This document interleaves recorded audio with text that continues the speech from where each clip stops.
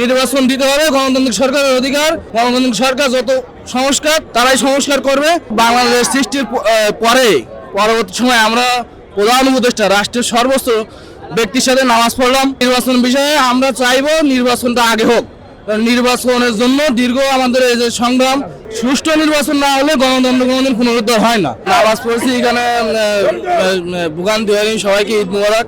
প্রথমে একটু ঢুকতে আমাদের চেকপোস্টে একটু ঝামেলা হয়েছিল, দীর্ঘ লাইন ছিল, তারপর আমরা ভিতরে ভালো প্রবেশ করছি এবং নামাজ আদায় করছি সুষ্ঠুভাবে। আমি প্রাধান্য দিয়ে আমরা বাংলাদেশ সৃষ্টির পরে পরবর্তী সময় আমরা প্রধান উপদেষ্টা রাষ্ট্রের সর্বোচ্চ ব্যক্তির সাথে নামাজ পড়লাম। এটা আমাদের একটা বিশাল একটা চাওয়া পাওয়া 2025 এবং 24-এর চাওয়া পাওয়া বিশাল একটা ব্যাপার বাংলাদেশ জন্মের। এবং নির্বাচন বিষয়ে আমরা চাইবো নির্বাচনটা আগে হোক।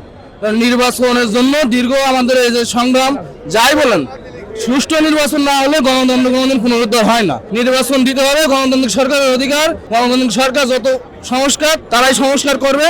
এটা হলো গণতান্ত্রিক রাষ্ট্রের মূল চাবিকাঠি বলে আমি মনে করি। গণতান্ত্রিক সরকার গণতান্ত্রিক পথে যদি সংস্কার করে, অবশ্যই অপসংস্কৃতি, দুর্নীতি, লুটপাট এগুলো থাকবে না। গণতান্ত্রিক নিয়ন্ত্রণে, গণতান্ত্রিক রাষ্ট্রে লুটপাট কিছু থাকতে পারে না বলে আমার মনে হয়। সরকারের আগেও কিন্তু গণতান্ত্রিক একটা সরকার ছিলেন, তারপরেও কিন্তু লুটপাট বিদ্যমান ছিল, আমরা দেখেছি।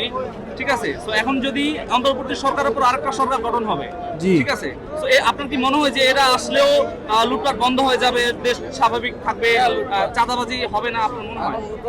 আমরা চাইবো না, ইনশাল্লাহ লুটপাট হবে না। কারণ আমাদের ছাত্র সমাজ বিগত বাংলাদেশ থেকে এখন আমাদের ছাত্র সমাজ অনেক জাগ্রত এবং সজাগ্রত।